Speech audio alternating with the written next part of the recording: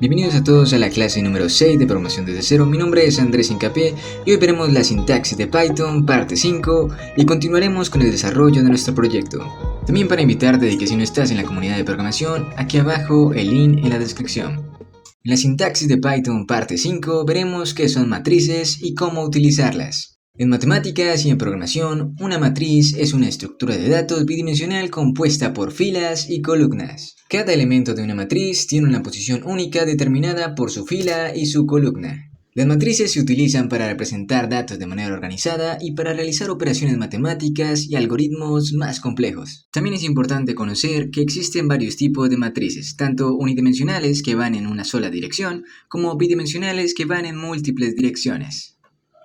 Sabiendo ya eso, veamos qué son matrices unidimensionales. Una matriz unidimensional, también conocida como un vector, es una estructura de datos que contiene una sola fila o una sola columna. En Python, una matriz unidimensional se puede representar fácilmente utilizando una lista. Cada elemento de la lista representa un valor dentro del vector y se accede a estos elementos utilizando índices numéricos. Veamos un ejemplo para poder entenderlo. A continuación tenemos una matriz unidimensional que tiene números del 1 al 5. Prácticamente es una lista del 1 al 5. Y como podemos ver, imprimimos directamente lo que contiene el elemento en la posición 0, que la posición 0 prácticamente es la posición donde está el número 1. Y luego imprimimos la posición número 2, que prácticamente sería donde está el 3.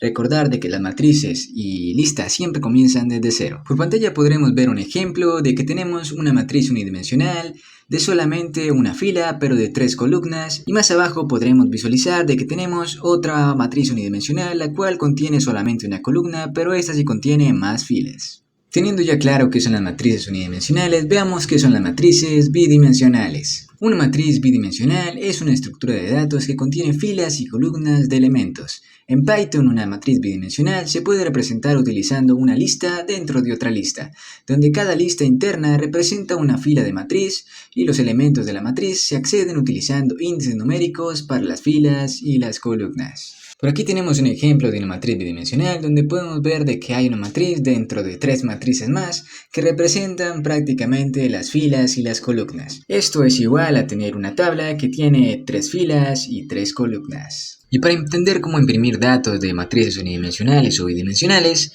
en pantalla verás un ejemplo con una tabla que podrás comprender. Siempre es necesario imprimir primero lo que son las filas y luego el contenido de las columnas. Habiendo comprendido lo que son matrices unidimensionales y bidimensionales, podemos seguir con nuestro proyecto en Python. Y si te preguntas de qué proyecto hablamos, aquí te lo muestro a continuación.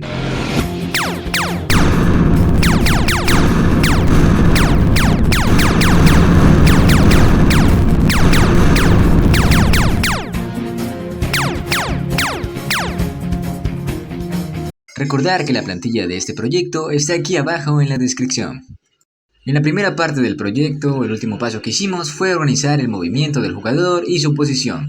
Si has seguido todo al pie de la letra, en estos momentos deberías estar en la línea número 28. Ahora pasaremos a establecer la cantidad de enemigos que tendremos y también los parámetros de sus posiciones y demás. Para esto creamos una lista, empezando con enemigo-imagen.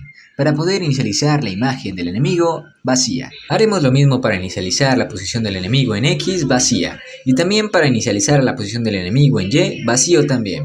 Luego de eso crearemos una variable que se llame enemigo X-cambio.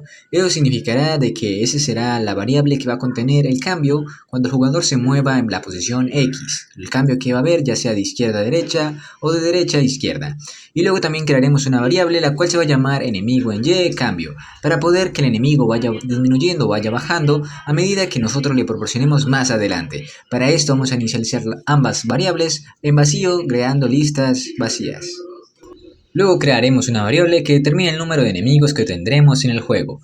En este caso se llamará num-d-enemigo y le asignaremos en mi caso 6, pero tú puedes agregar el número de enemigos que tú desees. Entre más enemigos, más complicado será el juego. Ahora pasaremos a establecer los movimientos del enemigo. Primero que todo crearemos un ciclo for que se va a repetir determinadas veces dependiendo del número de los enemigos. En mi caso yo creé 6 enemigos, pero en tu caso pueden ser 6, 7, 8 o muchos más. Ahora utilizaremos el método append. El método append en Python se utiliza para agregar un elemento al final de una lista. ¿Y por qué utilizamos el método append? Porque vamos a agregar en cada una de las listas que creamos vacías, le vamos a agregar los parámetros que nosotros deseemos. En este caso, en enemigo-imagine vamos a agregar la imagen que importamos directamente o que guardamos directamente en nuestra carpeta del programa. Es aconsejable que el enemigo o la imagen del enemigo sea de 70 por 70 en un formato PNG. Comprendido eso, pasaremos a colocar pgame.imagi.load. Ya sabes que el load es para poder ubicar la ruta definida donde estará la imagen y cargarla directamente.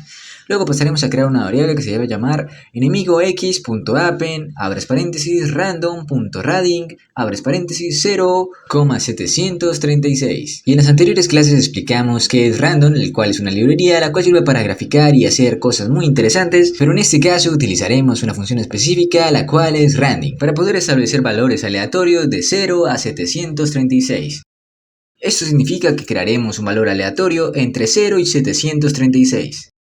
Y esto lo haremos también para la posición en Y, pero el rango será distinto, ya que será de 50 a 150.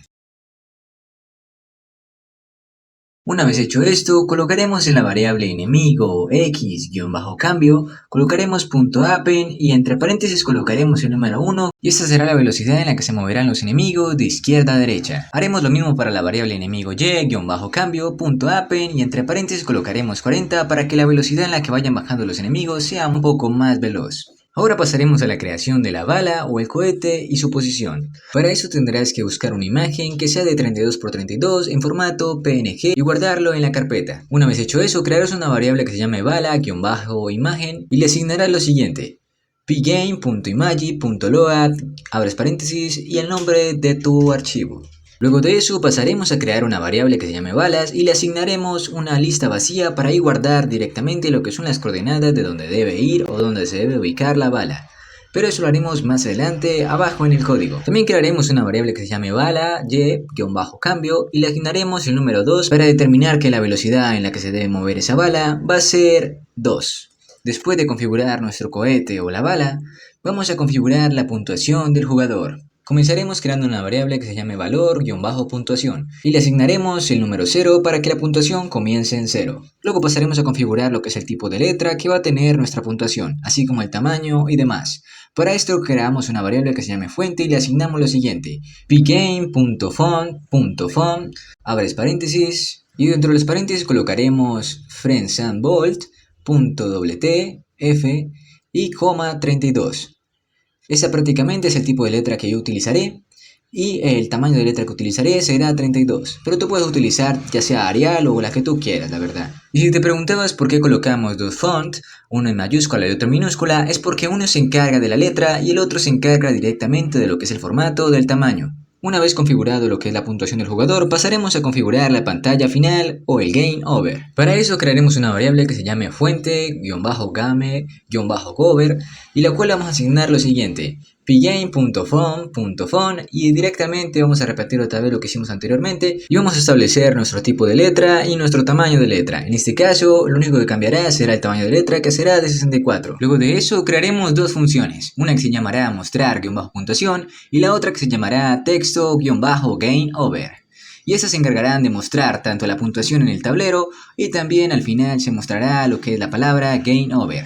En la función mostrar puntuación agregaremos una variable la cual se llamará puntuación y le asignaremos lo siguiente: fuente.render y abriremos paréntesis y colocaremos puntaje, dos puntos más str para resetear lo que es el valor de la puntuación que está en números y pasarlo a datos de tipo string. Luego colocaremos true para verificar que todo esto se cumpla y colocaremos entre paréntesis 255,255,255. Esto será el renderizado de todos los colores que se mostrará en la pantalla. Prácticamente el puntaje, la palabra puntaje se mostrará de color blanco. Ya te explicaré por qué. En pantalla podrás ver una tabla, una imagen que representa los colores del formato RGB. Al colocar todos esos colores en un rango de 255, nuestro color será blanco, por lo cual la palabra puntaje aparecerá de color blanco en la pantalla del videojuego. Más abajo colocaremos pantalla.blip y entre paréntesis colocaremos puntuación, coma, abrimos paréntesis y colocamos los parámetros necesarios que en este caso son X y Y.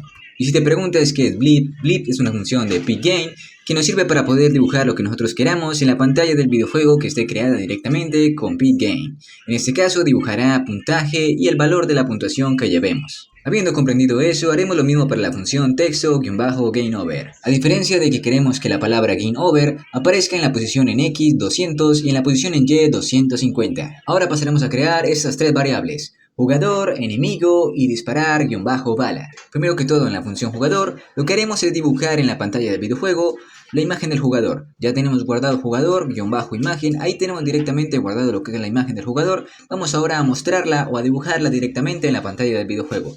Para eso colocamos pantalla.blip y entre paréntesis colocamos la variable que contiene la imagen de nuestro jugador y entre paréntesis colocamos x, y.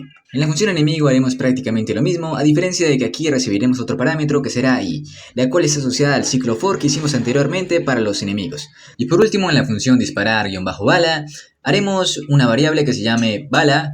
Resultado será un diccionario, el cual la clave principal será x y el valor será x. Luego a ese diccionario le agregaremos otra clave, la cual será y y su valor será y.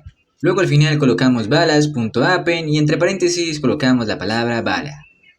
Esto es para poder ordenar, pero anteriormente ya te lo expliqué que append sirve para ordenar ya sea diccionarios o demás y colocar nuevos valores al final del diccionario o de las listas. Por último crearemos la función de colisión. Esta función llevará como parámetros enemigo x, enemigo en y, bala x y bala en y. Antes de explicar todo el funcionamiento de la función colisión, vamos a explicar qué significa mat.sqrt. Esa es una función de la librería de mat que sirve para poder sacar la raíz cuadrada de cualquier número o de cualquier estructura que nosotros queramos. Y map.pow sirve para poder sacar la potencia de cualquier número o cualquier estructura que nosotros queramos, dado obviamente pues el exponente que nosotros queramos. En este caso vamos a potenciar enemigo x y bala x a 2. Y lo mismo haremos con enemigo en y bala en y. Si eres bueno en matemáticas, podrás evidenciar de que esta no es nada más ni nada menos que la fórmula para poder hallar la distancia euclidiana. Además de eso, también estamos utilizando el teorema de Pitágoras. Y se preguntarán, ¿para qué hacemos todas esas fórmulas para este proyecto o para este videojuego? Bueno, la razón es muy sencilla y es que así determinamos si la bala colisionó con lo que es el enemigo o el objeto que nosotros queramos derribar, digamos, de alguna manera. Si esto ocurrió, entonces digamos que el enemigo desaparecerá, será eliminado de lo que es la pantalla. Pero esto lo veremos más adelante. Entonces, en conclusión, luego haremos un if, el cual calcula si la distancia es menor a 27, si la distancia entre la bala y el enemigo fue menor a 27. Si esto se cumple, entonces significará de que sí hubo colisión. Y si no se cumple, entonces ahí entra lo que es el else, que es false. Entonces prácticamente no se cumplió, no hubo colisión y como tal el objeto no se va a derribar o no va a desaparecer. Y no siendo más, eso ha sido todo por la clase número 6 y la parte número 2 del proyecto en Python. Nos vemos en la próxima clase, a la misma hora y por el mismo canal.